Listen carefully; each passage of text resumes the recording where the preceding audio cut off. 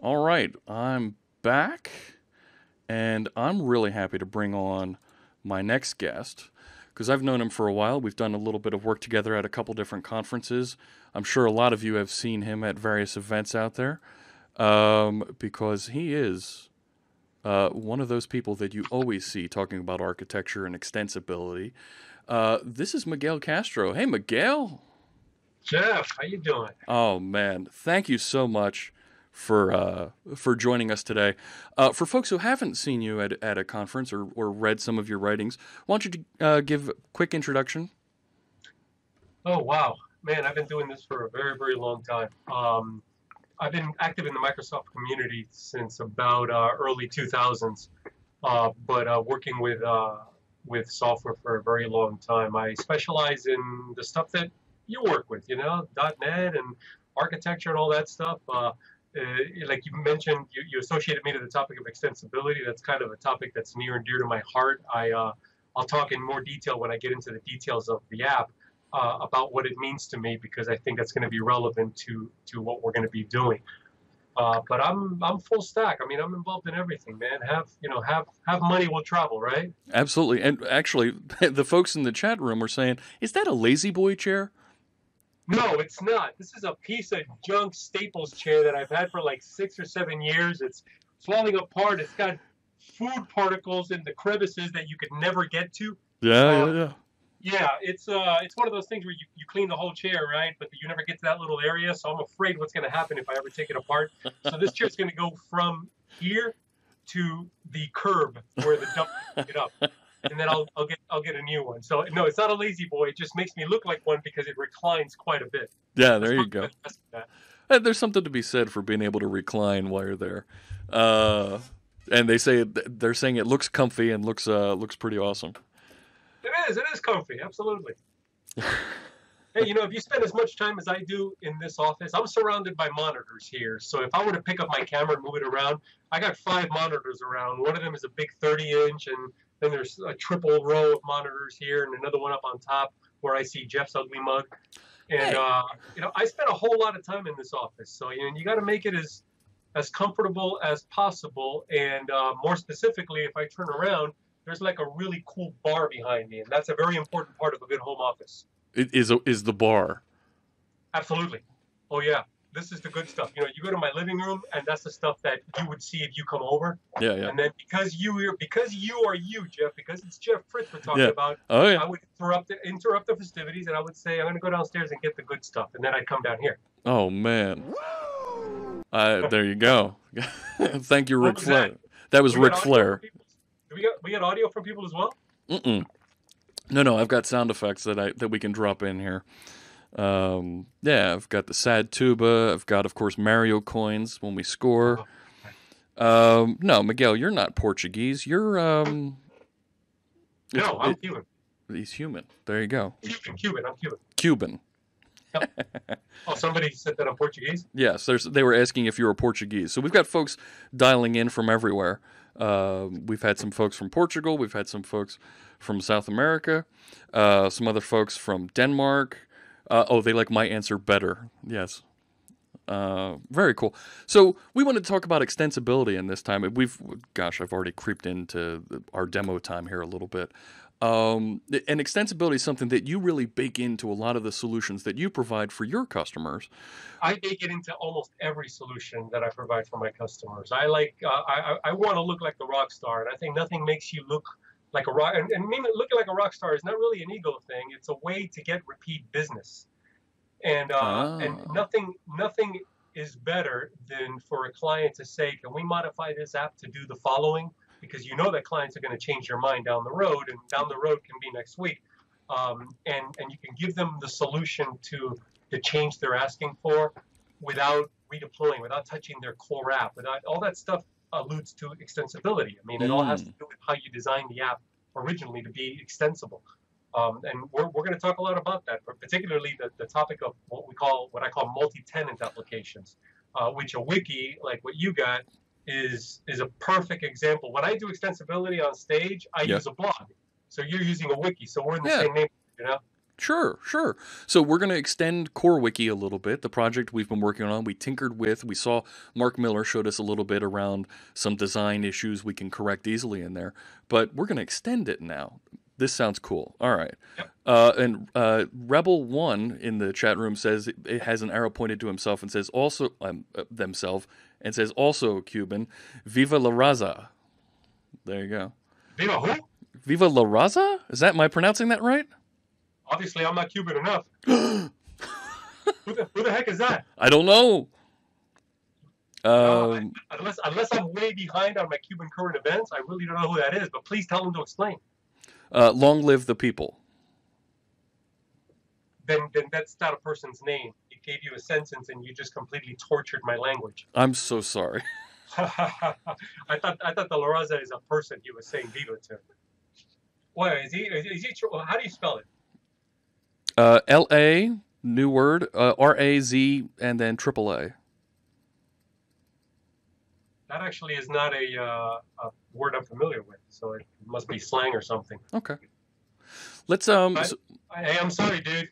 I've been in this country for 45 years, so actually 46. So. All right. I might have forgotten some common stuff, even though my Spanish is 100% fluent. Cool. Oh, that's very cool. I speak American badly, and that's about it. All right, I am going to do a live share with you so that we can take a look at CoreWiki and we can talk a little bit about the project here. So I've just sent Miguel the link, and I'm going to switch over to our code view. There we go. I'm going to copy the link, then I'm going to say, nope, I don't want to share. Stop the share. Stop the share. And I'm going to try and fit Miguel's video in a little bit better up here. Let's see. I think I want to put it... That's better. All right. Okay, start collaborating session. No, hold on a second. Where's the join thing? It's under File. Ah, okay. Looking in the wrong place. Oh, there we go. Join collaborating session, and it's in the clipboard, so there it is. Connecting to remote session. Viva la Raza, R-A-S-A. No, I'm still not familiar with it. All right.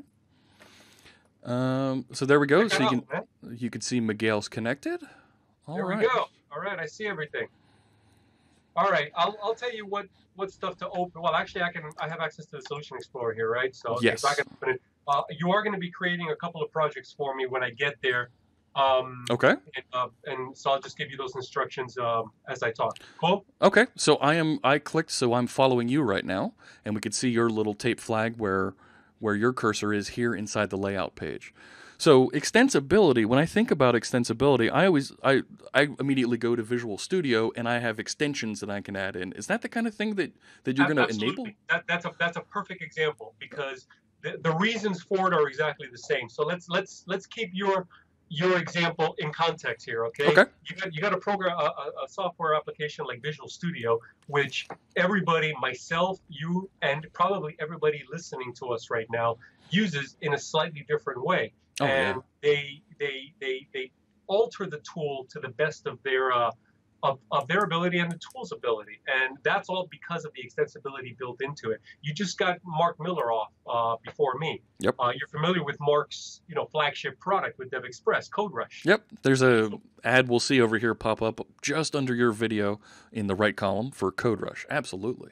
Well, CodeRush is a perfect example of extending Visual Studio, because not only does it give you great stuff, but what it gives you may not be liked or useful by everybody around. So it's not something that you want to bake into Visual Studio as the core product and force it on people. And extensibility is about not forcing it. It's about making things optional and available only when needed. So Visual Studio is a good example of that.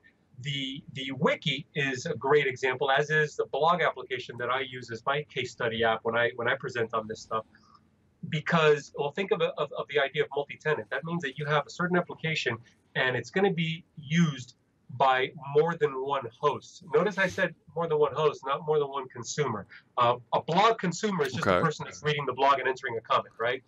The blog host is the company entity, corporation, whatever, that is going to be hosting that blog. And same thing Okay. with the wiki. So that has nothing to do with the consumer of that application. That has to do with who's hosting it.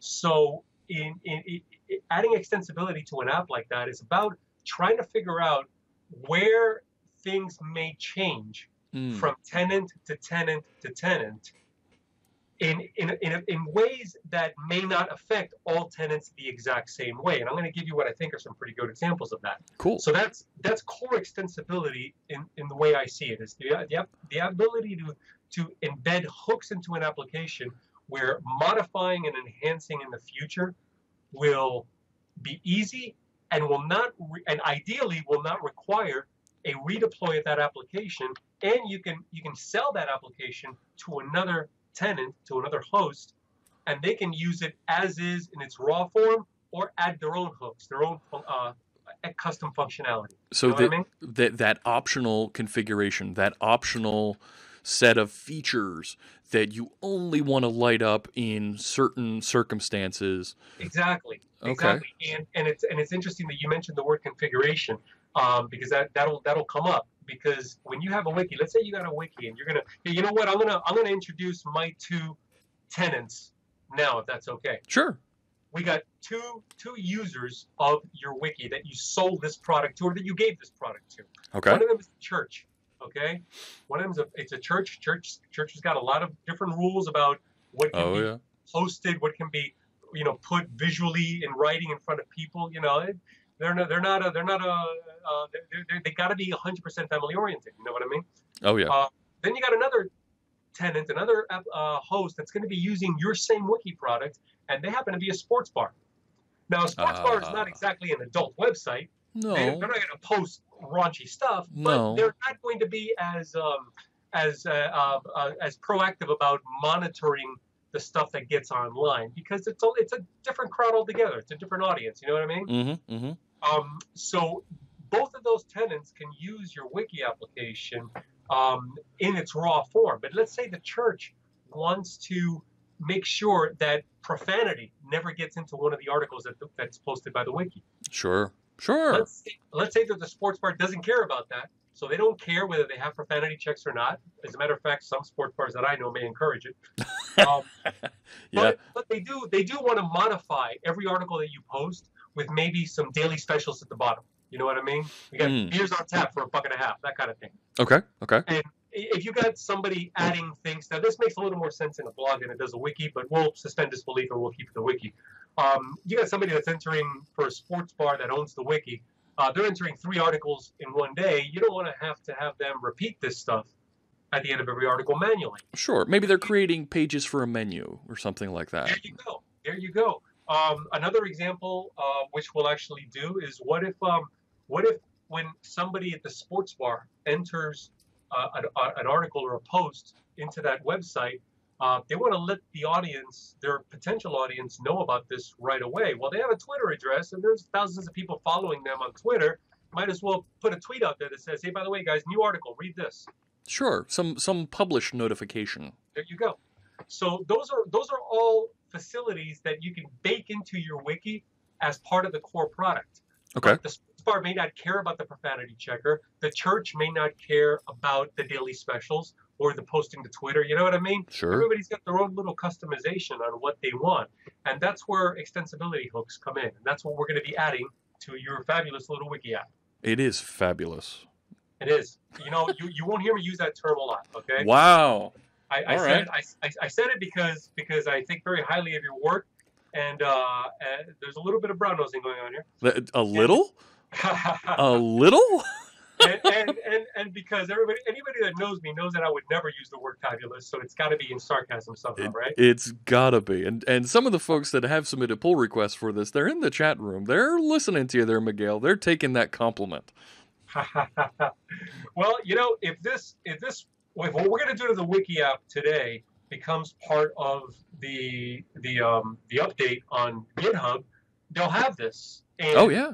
They'll be updated. These people that have done these pull requests, you never know. Some people might have done the pull request for educational purposes. Some of them may want to use your application or a flavor of it but twist it around and make some changes to accommodate what they need. Well, I'm going to show them a way that they can accommodate those things without really changing the core app, which to me is very cool. I write all my applications for clients using the patterns I'm going to show you. This is what I'm showing you today is not for cool writing or an article. This is stuff that I use every single day. This is in the trenches. You can look through 100 of my apps for all my clients or one client or whatever, and you'll see this kind of stuff in there everywhere. Cool. So all right. It's definitely used. So we're going to take a look. We're going to walk through and see some of the sample here. Let's that code that we're going to share. We're going to commit out to the source control repository. Let's get that as a pull request from you, not from the code that we're actually going to modify here, so that we can get your name in there on the scoreboard and showing up as this was submitted from Miguel. Okay. But we'll keep going through this. Okay, you want to do that now, or you want to? Because I mean, I'm ready to start. Yeah, let's go. And stuff. Go for it. Okay, so I can use the code that's on screen here. Yep. Okay. All right. So what we're going to do, I just explained to you in basic and pretty raw terms what extensibility is. There's many extensibility patterns, and at the end of this, we'll give everybody a link to a course that I wrote that's entirely on designing extensible software, and the patterns that I'm going to show you here are part of this course. So you can watch it and get a refresh on everything that we're going to go over here. And for those of you watching on YouTube after the live recording, we're going to put the link in the description below the video right here. Perfect. And these are Pluralsight courses I'm talking about. So you could always I'm a struggling developer, right? You can help me make some money. I get paid by the viewing hour, by the viewing minute, actually. Absolutely. If you're not going to watch the course, do me a favor and press play before you go to sleep at night. And just let it run through. Just let it run? Yeah, absolutely. I see how that works. Actually, Pluralsight got smart to that. Okay, they'll stop it at the end of every module and make you click OK to go to the next module now. I see. I said it as a joke, but I suspect some people were actually doing that. Oh, yeah. I'm going to real quick create a new branch just to make sure that we keep everything isolated, because we did some work with Julie earlier, and we didn't quite finish it, so we put that in one branch. We want to make sure that we keep your stuff in one place so that if we don't finish, it's there and we can reference and finish it later. Cool. So you did that, right? Yes, it's created on my side. I'm GitHub challenged, believe it or not.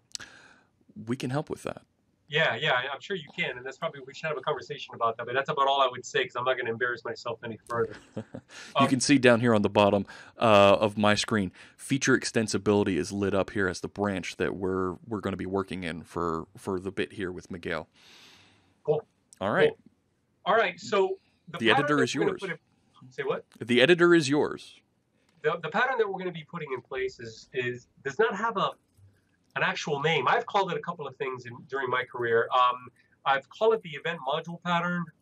If you've ever worked extensively with ASP.NET and the ASP.NET pipeline, and you've written something like HTTP modules, you feel right at home with this, because this is actually the same pattern that ASP.NET uses. ASP.NET, we talked about Visual Studio, we talked about the Wiki app, but ASP.NET is actually a perfect example of an extensible architecture, because ASP.NET at its core is nothing more than a request to response management system with a pipeline of hooks. And there's all sorts of different modules that tap into these pipeline events and act upon the request in different ways. And that's how ASP.NET does what it does to give you a web form out of an ASPX and a CS file, or to give you an HTML page out of an MVC controller and a CSHTML Razor page. It just taps into these hooks and says, oh, the request looks like this. Let me do the following with it. Poof, here you go. There's the response, HTML, which ultimately is all you want. So ASP.NET has this kind of architecture at its root. We are going to add this to the wiki. Okay, we're not going to do it in a pipeline, but it is kind of going to be workflow oriented, because we're going to modify two things with the wiki app at its core. We're going to modify when an article is created and when an article is edited. So the two times that an article is edited and then saved. Okay, So to put the module pattern, the event module pattern in place, we're going to start by modifying the core application. Now, this is something that once you have this done, you don't have to go back in and mess around with it. When you want to extend the application, all you got to do is add modules to it, which we'll get to later on.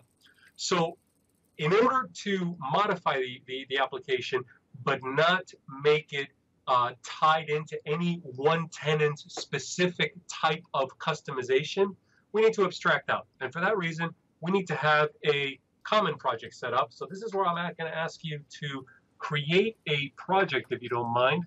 Sure. And this project is called, I'll give you the exact name just so things match what I have here, okay? All right. So I'm doing new project. And is this a class library? It's a .NET Core class library because you're using .NET Core here. Yep. So we'll stick with .NET Core. .NET Core class library is going to be called CoreWiki.extensibility.common. CoreWiki.extensibility.common. All right. And that's now in my list. There we go. Perfect. All right. It's one of those stupid Visual Studio tricks, right? Yeah. We'll just get rid of that.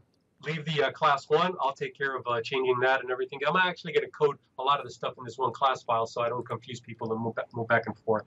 I do want to bring some stuff to the forefront to explain to you what I'm going to do before I start writing it. Okay. And that's going to be in pages here. I believe you have a create.cshtml, which is right here. Okay.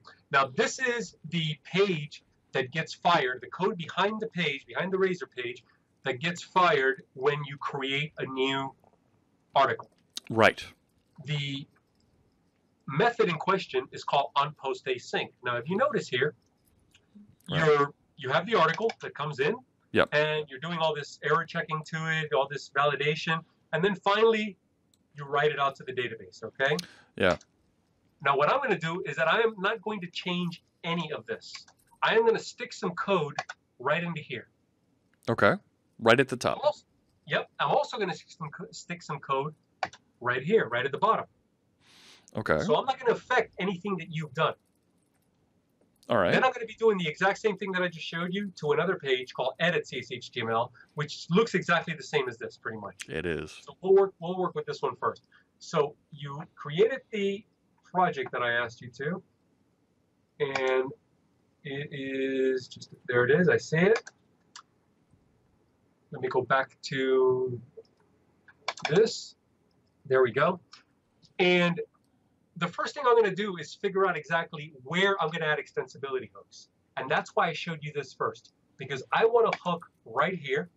I'm going to put a note, my initials on there. Yeah. And I'm going to put another hook right here.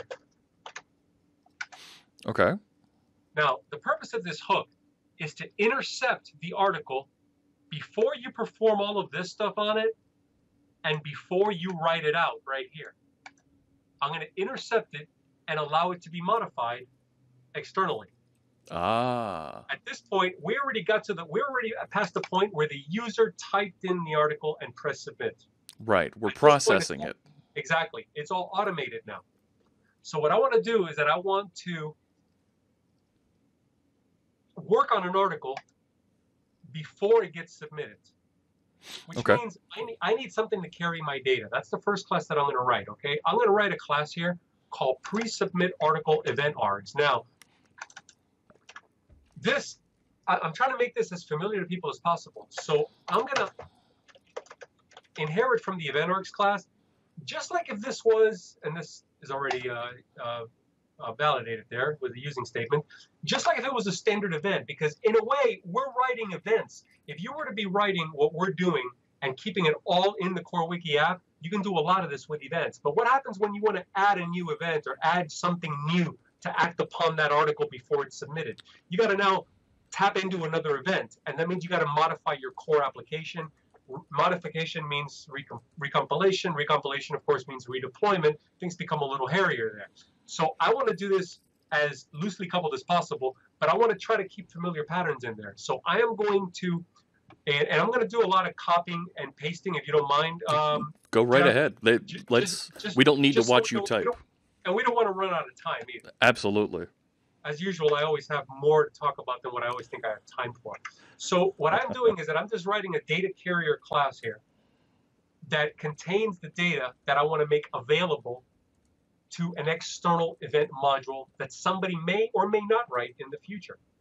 And the pieces of data that for these purposes, that I want to carry in this class are the heading of the article and the body of the article, which you call topic and content. Yep. I'm trying to use the same terminology that you used here. So you have an article.topic, and then there's an article.content also that's bound to the main text box in the application. Okay.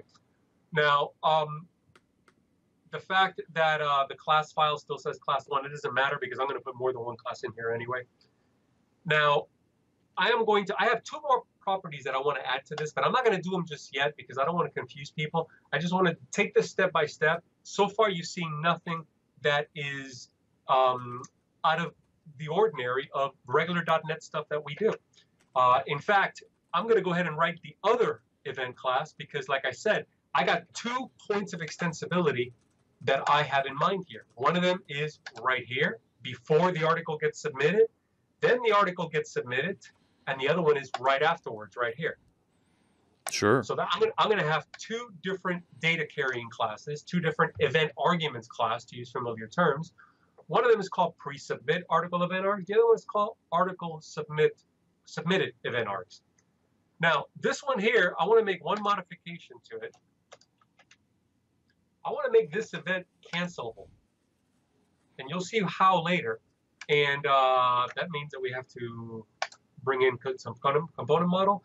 And I'm sure people have seen this before, but all cancel event args is a derivative of event args that adds a Boolean property called cancel to it, which means our new event args class is not only going to have topic and content, but it also has cancel, which we can take advantage of later on, and we will. Awesome. Okay, so the next step is I need to actually create these events. And this is where the fun starts. This is a class that I'm going to call CoreWiki module events. Doesn't inherit from anything. This class has, and pay attention here, this class, however many hooks we have, they're defined here. So this class tells you where the hooks are. With an action delegate, each one works with, as you can see. Actually, so I'm not seeing updates coming through on my side yet. I just see public class. Oh, really? Oh, look at this. Visual Studio has taken a powder for me. Oh, no. Oh, no. Oh, it crashed? I think it may have. Yep, look at that. It was doing so well all day today. All right, let me let it restart. Try and get reconnected. Yep, I just got kicked out of live share. Yes, recover selected files so we don't have to restart. Okay. Well, I mean, I got everything on the VS Code window to my left here, so I can. All right, so I can do it just to rejoin again. It's going to be a different address. Okay, go ahead and send me the link. Yep. I'll pop back over to class 1. Yeah, the canceled event, where up to where you were with the cancel event args, and the other set of event arguments are not preserved. It's okay. And actually, I'm not getting. There it is. I'll put this in my clipboard so I can catch up very quickly. There we go. There's the new URL. Okay, so copy that link. File, add collaboration session. There we go. Join.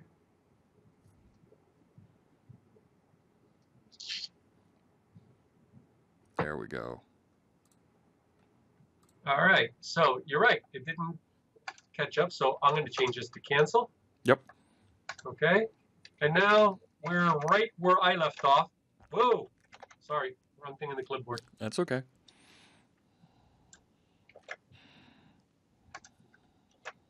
There we go. Do you see that? Yes, there we go. CoreWiki module events. Yep. Okay, so we got two different event args classes, one for each hook, and then we got the hooks defined in this module events class. So this module events class is extremely important because this is the class that we need to keep alive, keep around, in order to fire the events after they get initialized. And when I say keep it around, I mean keep it around throughout the app. So you're going to see where I'm going to put it to help us do that.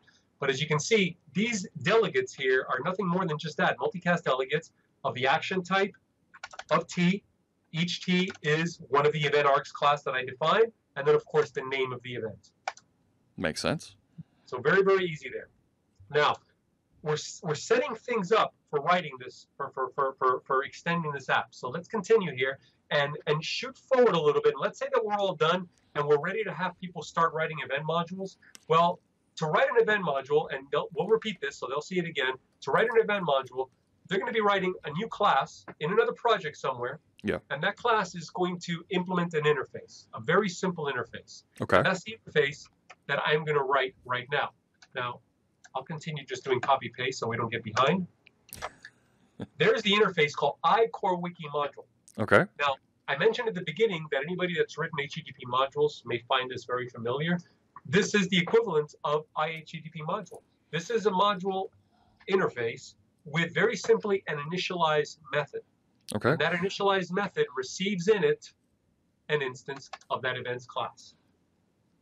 Later, in some initialization code that we'll write in the startup method, we're going to be going through all of the modules that somebody might have added to our application. I'll show you how to get those modules.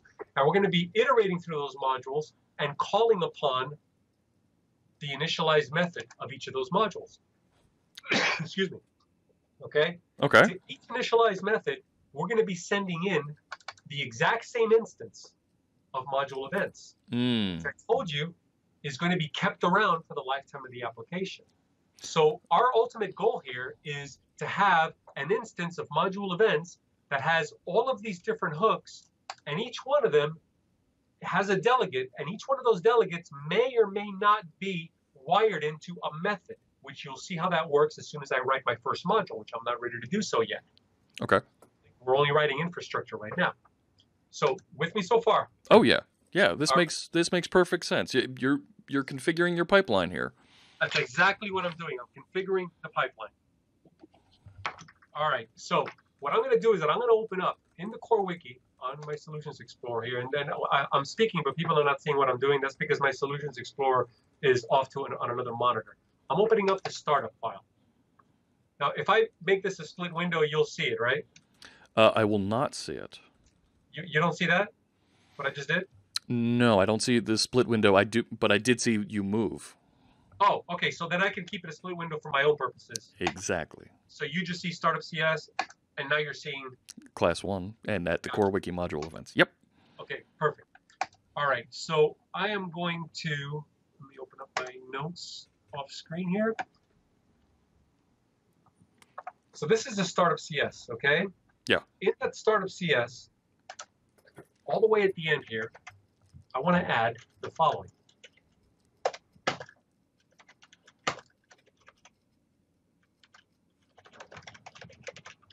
Now, this is not going to be found yet because we haven't added the reference, but we will in a second. I added a public property to static public property to the Startup CS. The Startup CS is available throughout the entire lifetime of our ASP.NET or our ASP Core application here. Sure. So by adding a static public property, we are ensuring ourselves that we have access to this variable no matter where we are in the application. Okay. You know? Sure. Okay, now, what I need you to do, now, how the heck did it find that? No, it can't be found. Never mind. I was wondering why it's not underlined in red. I should be able to do this myself here, right? Yeah, you should be able to control dot on that. Oh, that's true.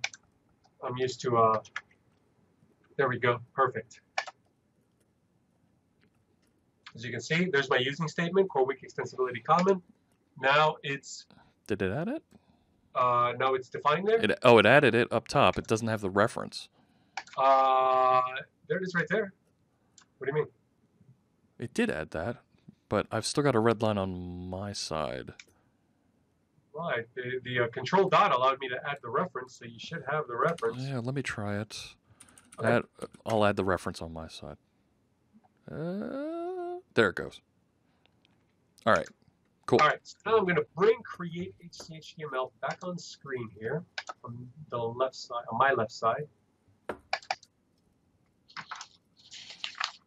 Now, while you're looking there, P. Seal in the chat room says, nitpicky question, do we recommend using the event argument style that we're showing here over using mediator and registering mediator event handlers? This is two different architecture discussions here. We're not locking in on one or the other, but this is showing a way that you can extend your application. Maybe we lift up some of these concepts and we bring them into mediator created request and response objects and handlers when we, if we implement both patterns. But Miguel's doing a great job here showing us here's how you can extend and create this pipeline. Everything he just said. All right. But that's good. That means that she's mindful of these kind of patterns, which is good. But you know what? You brought up the name of a golf pattern, which is really not golf anymore, right? It's GOT. Right. The golf, the Gang of Four. Yeah, one of them passed away a few years ago, just 2 or 3 years ago, didn't he? Oh, I didn't know that. Yeah, John Vlasides, I think. I think he's the one that died. I hope I just didn't kill him off, but yeah, I think he's the one that died. So it's actually Gang of Three.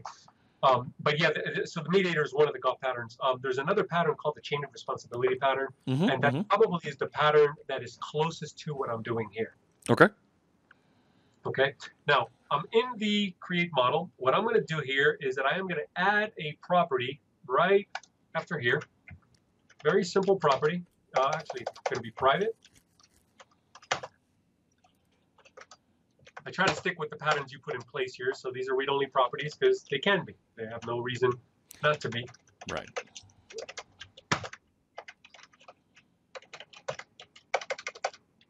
Now, we just expose module events as a static public property in the startup, but you're going to see me do this. Some of you may wonder, okay, why the hell did he do that? It was completely useless. Nothing I do is useless. Some of it may be insane, but nothing is useless, okay? I try to think ahead, and sure, we can reference startup.module events everywhere, but if startup module events, which is here, where we get this variable from, if that ever decides to change in the future, if we ever change it, it'd be nice to be able to just come back into the consumer of that, like here that you're seeing on screen now, and just change it in one place so that our code can just rely on this. Right. And Miguel, I'm actually thinking this sounds like a singleton that we could register with the dependency injection container and then just pass it in instead of having it hanging directly off the startup object. But it certainly can be. Let's continue with where you're going here. No, but it certainly can be. And we are going to be registering something with dependency injection later. Not particularly this, but that's a good idea what you just had. Cool. So we can definitely do that. All right. So now we have the module events. Now we're going to start writing code. Now I'm going to write some code and I'm going to copy some code. Okay. Just to make things as expeditious as possible. I'm just going to give a quick control dot on that CoreWiki module events to get our using statement. Okay. Catch up with you there. Go ahead. All right. So now I'm going to create. We're going to be tapping into the pre-submit article event here, okay? Because we want to give external users or tenants the ability to say, okay, somebody just wrote an article. Let me do something with this, or let me not do anything at all, or let me log it somewhere, whatever. Something that they want to do before it gets back to your code, Jeff, before you actually write the article out to the database, okay? So in order to do that, I'm going to start by creating an instance of that pre-submit article event args class that we just finished writing. Sure. Okay. And that actually has in it two things in the constructor: the heading, which you're calling topic, and the body, which you're calling content. Right. Yeah. Easy enough. So now that we have that article, that data carrier, that args class, we're going to go ahead and call the event. Okay. Now remember, the event is, let me put it back on the page. the actual event is defined as a delegate inside the CoreWiki module events. Now any reason behind making it an action and not an event, a proper .NET yeah, event? that's actually there's a very good reason. I'll answer that. But before I answer that, let me add one thing to the startup CS that I forgot. You see, that module events right now happens to be completely null. Okay, but we're going to instantiate it. Now later on, we're going to give that some power, some validation. But right now, it's just a valid instance of core module events. It happens to be empty, but it's not null, and that's important, okay? Because we're going to be calling upon that variable module events here, which we just set up here, and we don't want that to be null. Sure. Okay. Sure. Now let me answer your question. So your question is there a reason that we made this action instead of event? Right. So that's actually was that your question? Yeah, right here, lines 32 and 33 that I've highlighted. Yep. Okay. So here's the thing. If I were to write, if I were to do this, oops, and make this a regular event like everybody out there is used to using, what I've just done is that I've actually locked the firing off of that event. Okay, it can only be fired off internally where the event was created. Gotcha. By the Okay. same project. By making an article, we have the capability of being a lot more free with how we fire this event off, who can fire it off, and things like that. Where that can be executed. Exactly. Gotcha. Okay. So to make this look as event-like as possible, let me go back to some code here on my other monitor. To make this look as event-like as possible, I can do something as simple as this, okay? What's a normal pattern for us firing an event in .NET? Checking the event for null. Yeah. If it's not null, that means we got subscribers. Yeah. And then we fire off the event, right? So let's sort of follow that pattern for right now, okay? Like this.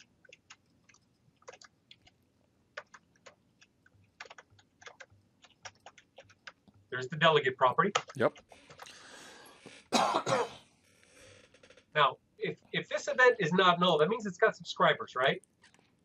Now, traditionally, when you have event, you subscribe like this, right? Oh, yeah, the plus equals. Well, you'll see something similar to that later on, but you haven't seen anything like that yet.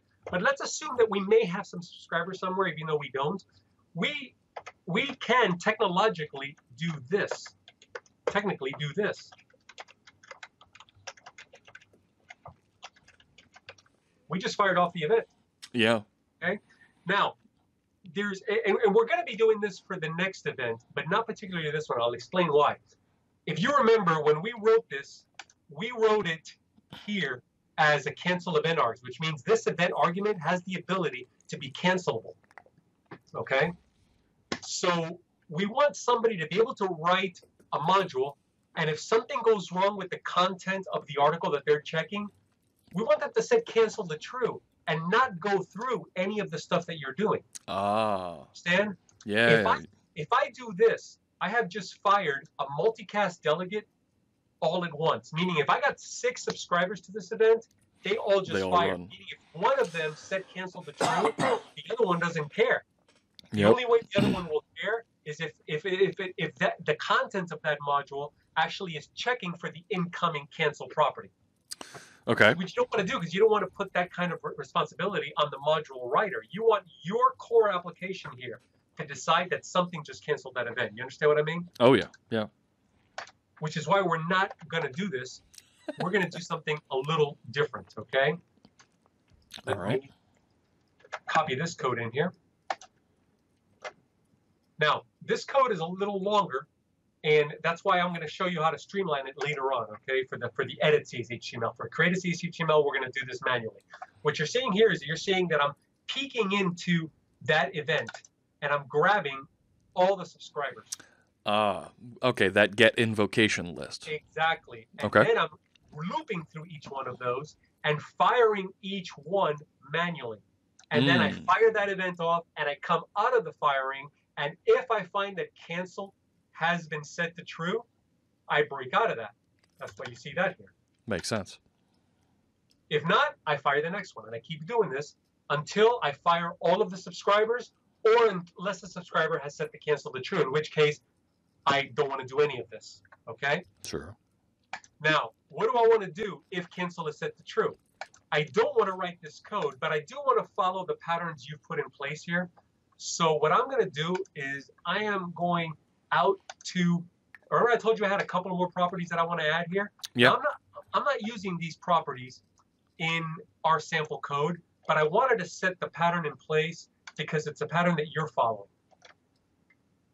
So I have a property called model error property, model error message. If the module writer, which we'll get to later, has set cancel to true, then I want to, part of my instructions on how to use my API is to also tell me, why are you canceling this? Are you canceling this because of topic or because of content? That's the property in question here. And give me an error message. Okay. And what I'm going to do with those should be very familiar to you. Oh, yeah. I'll show you right here. If it's been canceled, then I want to follow your pattern, which is add to the model error, use that model error property and message in the model error, and then return page, which is exactly what you've done down here. See, all I was doing was kind of copying the pattern that you put in place. There we go. Let's make sure that. Yeah, that makes sense, right? And it almost feels like we could turn that into. No, that's fine. Okay. We're running out of time quickly here. I've got 5 minutes left on the hour. It looks like. Okay, so we're only going to get to do one event and one tenant, but it's all right. I'm going to give all this code's going to be available. If they did not get to this error, then what do I want to do with any changes that they might have done to this article? I want to set your topic and content to what came back from the event, so that you can. So that you can have that modification happen. Exactly. And then that's ultimately what you're going to be working with all through here. Yeah. Okay. And then all I'm going to do is at the end of that, I am going to go ahead and call upon the other event. Remember the other event? The article has now been submitted. Oh, yeah. That's down here, just like that.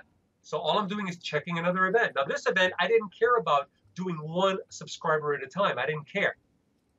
So I'm going to go ahead and create the args, and I'm going to go ahead and check for null and raise that event. Okay. Understand? Makes sense. Okay. So now that we have this set up, we're not going to worry about setting up edits HTML right now. We're going to stick with creates HTML. Now we got all this code in place here. Now wait, we've got a red line on those args because there's already another args. Which one? Where? Line 125 here. Oh, I don't have line numbers on my version of this. Go to line. Show me line 125. Yeah, the line that I have highlighted right here. I'm not. It's about a half dozen lines below you. This one here? Where'd you go? So we have args declared twice. There it is. So it's declared once up there on line 63, and then it's also being declared down below on your article submitted. Oh, I know. One second. Because I put this in the wrong place. There you go. There we go. Now it's in the scope of the if statement. Exactly. Cool. Exactly. All right. So we're firing one off here. We're firing another one off here. The idea is that we can actually run this code now, and nothing has changed in your application because nobody has written a module. We haven't tapped into any events. Mm-hmm. We can continue working as the application has always worked. Now I'm going to shift back over here to Startup CS, where I created that new module events. And we want to set ourselves up for initializing any modules that somebody has written, because I'm going to end by writing one, okay? Right. So this code here, we created our module events. Yes. Oh. Say what? No, the video jumped on me. We created our module events, and I'm going to go ahead and grab something from app settings, which I'm going to add to your app settings in a second. And what I'm adding to app settings looks like this.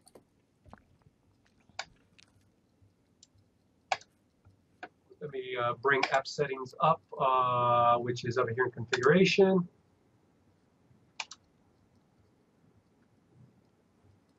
I don't see app settings here. This code is different. It's right. Oh, the app settings class. Oh, the app settings class moved. It is now under CoreWiki.core. Okay. As long as it looks the same. If you click, it is the same. If you click follow, right? If you click my initials up in the top, you'll jump over to where I am. Okay. There you are. So I need app settings. I'm going to add one thing to your app settings right here. Extensibility modules config. Cool. That's exactly right. And now I'm going to make sure that I have that information in the common. Hang on a second. So back over here, into all the common stuff in our common project. Yep. I add there. Okay? Name and type. Okay. Now I'm going to go over to the JSON. Where's the app settings JSON? There it is right here. So you should see that. Yep. And I'm going to make that look like this.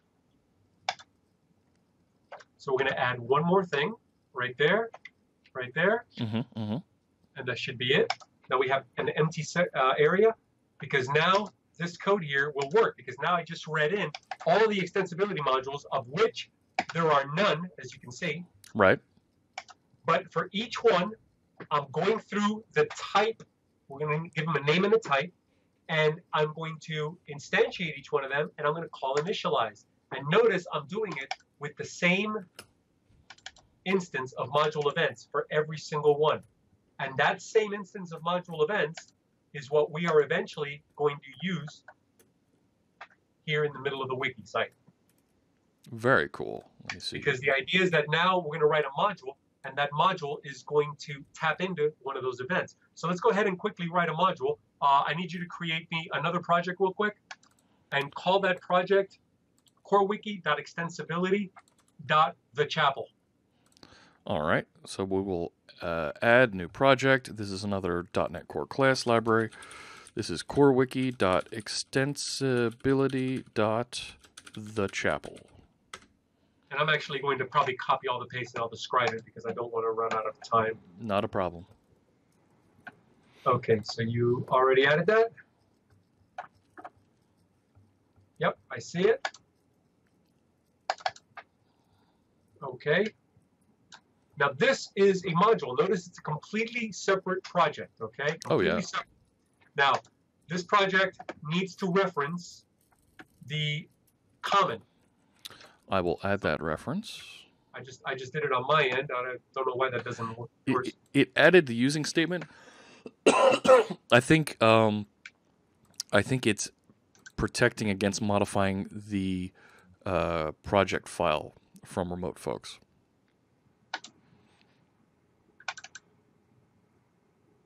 What happened to my... Whoa, where'd the code go? Yeah, exactly. Where'd the code go?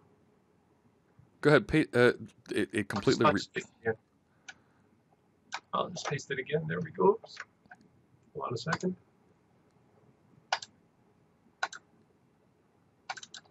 There we go. Yeah, there we go. Okay, now this is a module, okay? It's a separate project. It referenced the common. It, of course, does not reference the CoreWiki site.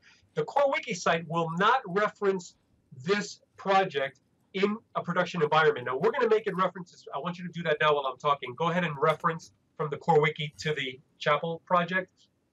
We're doing it for ease of development, okay? Sure. But in reality, it just needs to be dropped into the execution folder so that the activator.create instance that the startup file is using can find it.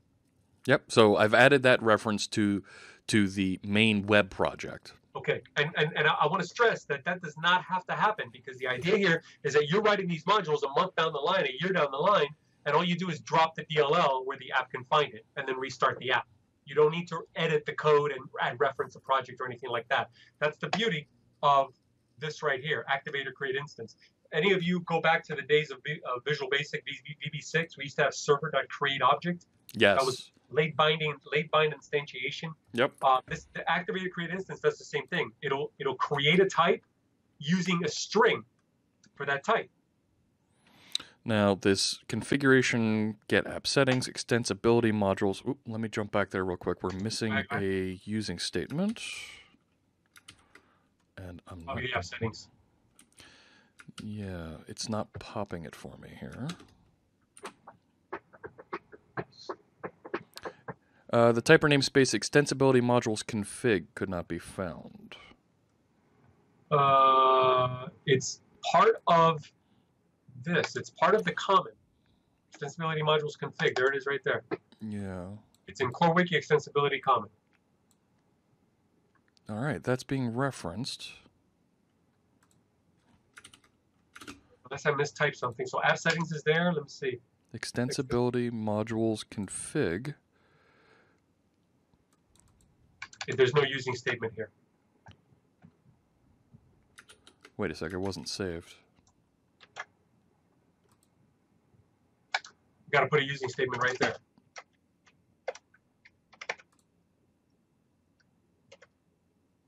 That should do it.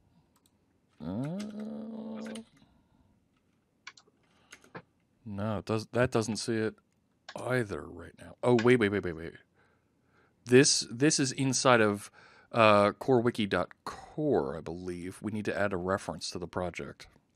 Oh, it's a CoreWiki.core is a different project? Yes.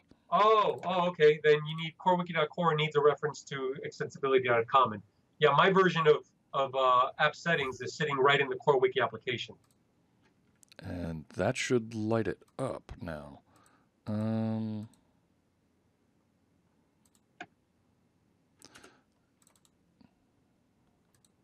me take a quick look here. This is a .NET Standard project. Ugh.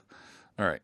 Give me 1 second. I'm going to convert it to .NET Core by .NET Core 2.1.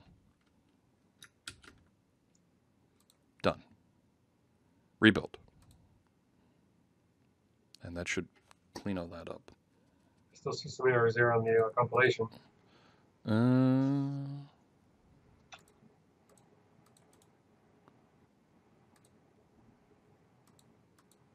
Crap. Edit. Is it net? Oh, it's .NET Core app. And I think it's 2.1 like that, right? I can't see what you're doing, so. Ah, nuts. There we go. That cleaned everything up. Now this should... Yes. There we go. There we go. Awesome. And now back in startup. All that looks good now. All right, great. All right, so we're back in the profanity check module that we wrote. This was written by a church. What they did is that they implemented the module, the interface that I told them to implement. And by implementing that, they're forced to implement the initialize. In the initialize, they tap into the events they want. This is where it's done. And this is very familiar code to anybody that's done any kind of event wiring before. You're just tapping in, wiring an event in an event or in a delegate. It's exactly the same thing because an event is a delegate. Yes. Not the other way around. So we're basically saying, okay, this incoming module events, wire something into the pre-submit article. What am I wiring into? This method here, which is right here.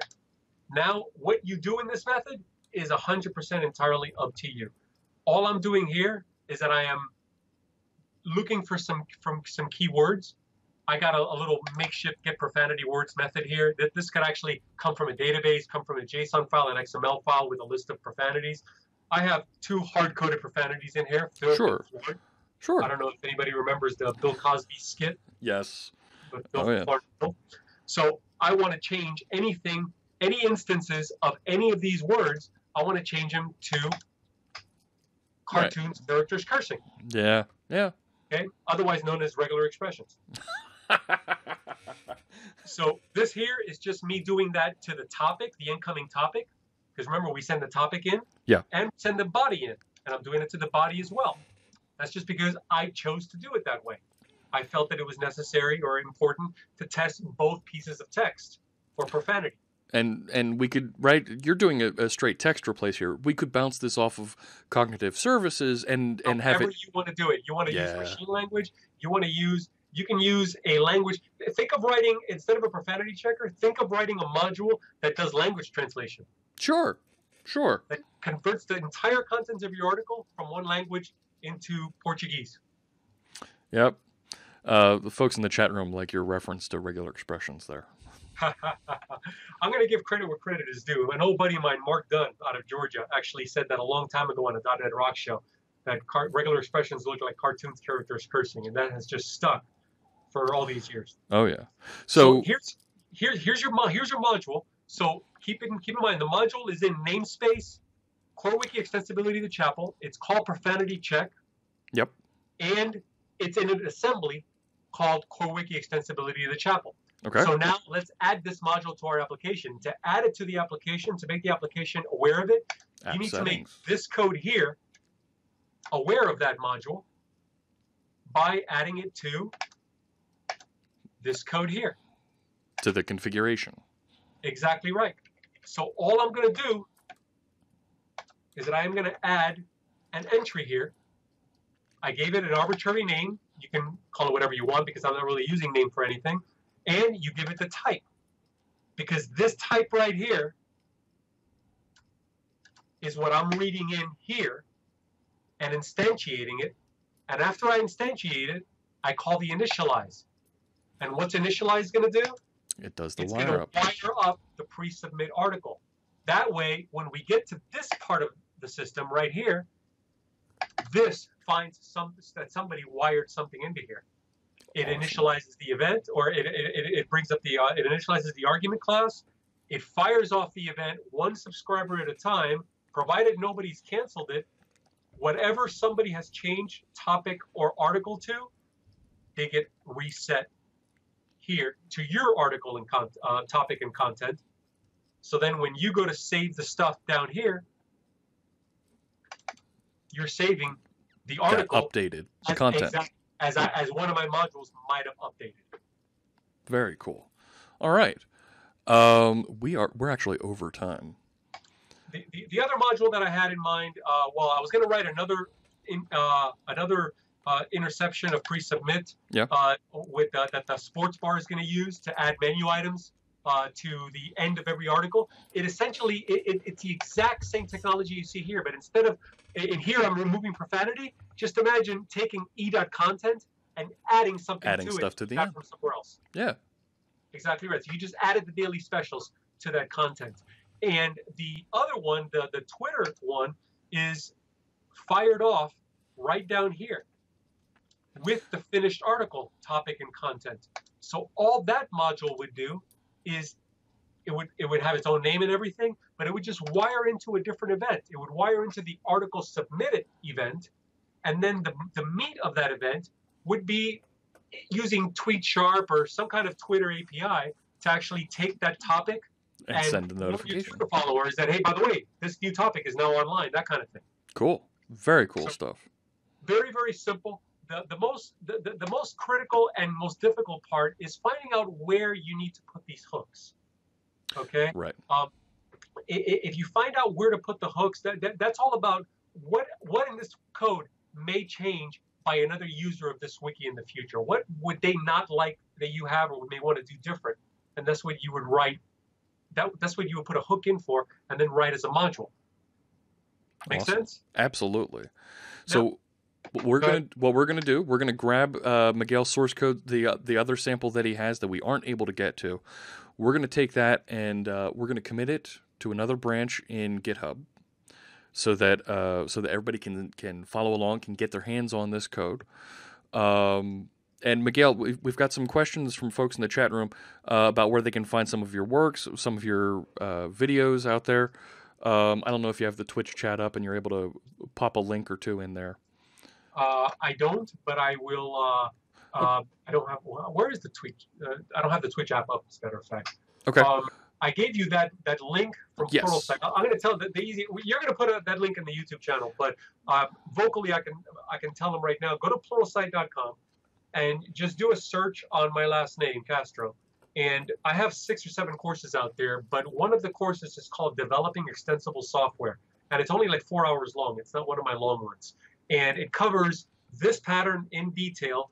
It covers an advanced version of this pattern, and it covers several other patterns that I think you may get a kick out of. It was actually a very, very fun course to write. And if you don't mind, Fritz, indulge me for 30 seconds. I want to leave your listeners or viewers with one more thing, okay? Because they're going to be downloading the updated version of this code that contains what I don't have time to show them. Sure. That code will have this there as well. This is something that I call the Extensibility Manager. And the Extensibility Manager will be registered here in the startup file, okay? So that then the iExtensibility interface can be injected into any CSHTML file. And all this does, look at this code. This should look pretty familiar to you. That looks exactly like what we put at the top of the method. Exactly. All that does is let you streamline this stuff. So with one line of code, you can make this call. It looks like we could almost turn it into a filter, an MVC filter. Yeah, but the filter goes as a what do you call it? A decorator there, right? Right. So we could decorate appropriately those methods, those places that we want to apply the pattern to. Well, but what the Extensibility Manager does is let you not have to type any of this right here in. So you still have to target the Extensibility Manager in a particular place in the code here. Makes sense. In other words, once the Extensibility Manager is injected into the, and I won't do that now, but once it's injected, all of this code that I have highlighted here will become this right here. And I'll just comment that out. Ah, okay. That's it. So you don't have to retype because this idea of getting the invocation list and firing off one subscriber at a time may be something you have somewhere else. And you may have it in 3 or 4 different places. I got applications that I've written where these hooks, I got applications that have 35, 40 hooks in them. And you can tap into all sorts of different things that the application's doing and extend the application that way. And a lot of this stuff needs to tap into the invocation lists, and I hate to just rewrite this every single time. That's why I wrote that Extensibility Manager. So I'll let them go over that on their own, and they'll get all the finished code. The create CSHTML is not using the Extensibility Manager. The edit CSHTML, which does exactly the same thing, it is using it. So you'll see the difference between the two there. Awesome. Okay. Well, thanks so much for joining in, and sorry we went a little bit over here. We'll put those links to your Pluralsight courses. Angry Chair has posted the link to your Developing Extensible Software in the chat room. You can see it there on the chat on the right. But we'll put those. That's Angry Chair. I love it. That's awesome. And we'll put those links also at the bottom of the description of the YouTube video. In the description for that. Put my Twitter handle too. Miguel Castro 67 is my Twitter handle. Follow me on Twitter because I still haven't out-Twittered Snooki when it comes to followers. So Europeans don't know who Snooki is probably. It's Jersey Shore thing. And follow me on Twitter, and my email address is that same miguelcastro67@gmail.com. Feel free to keep in touch. I'll be happy to answer any questions. But like I said, if you watch the course, this course teaches everything here without having Fritz on your back to finish as fast as possible. We've got to keep a schedule here. We need to get Cecil in. Talk about serverless next. This has been a pleasure. This is always a lot of fun for me to do. Thanks so much. And you know what? Maybe we come back and we spend 2 hours during a normal stream during the week and dig in a little bit further on some of these topics. Sounds good. All righty. Catch you later, Miguel. All right. Take care, everybody. Yeah. Bye-bye. All right. Let's go back to, not that one. There we are. That's me. All right, let's get Cecil lined up here. Oh my gosh, Miguel has just so much content. He really has just a breadth of knowledge there, and right to use some of those capabilities with Mediator in our CoreWiki project might be really interesting going forward as we look at some of those extensibility points, especially when we kick around the idea of something like workflowing our articles as people submit changes.